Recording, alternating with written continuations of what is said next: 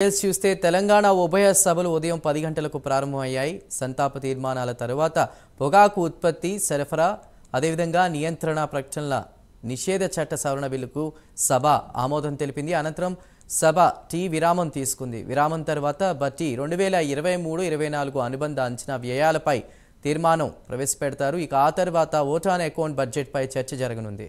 అలానే సాగునీటి రంగంపై శాసనసభలో శ్వేతపత్రం ప్రవేశపెట్టనున్నట్లు రాష్ట్ర ప్రభుత్వం ఇప్పటికే ప్రకటించింది. ఇక ఇవాళ ఈ శ్వేతపత్రంపై చర్చించే అవకాశం ఉన్నట్టు తెలుస్తోంది.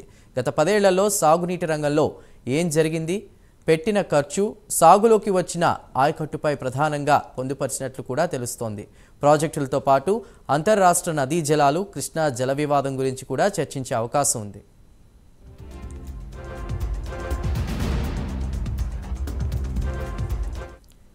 రైట్కి ఇదే అంశంపై మా ప్రతినిధి నాగేంద్ర మరింత సమాచారం అందిస్తారు లైవ్ ద్వారా. నాగేంద్ర, టీ విరామం తర్వాత కూడా కీలకమైనటువంటి చర్చలు జరిగే అవకాశం ఉన్నట్టు తెలుస్తుంది అసెంబ్లీలో. పూర్తి వివరాలు ఏంటి?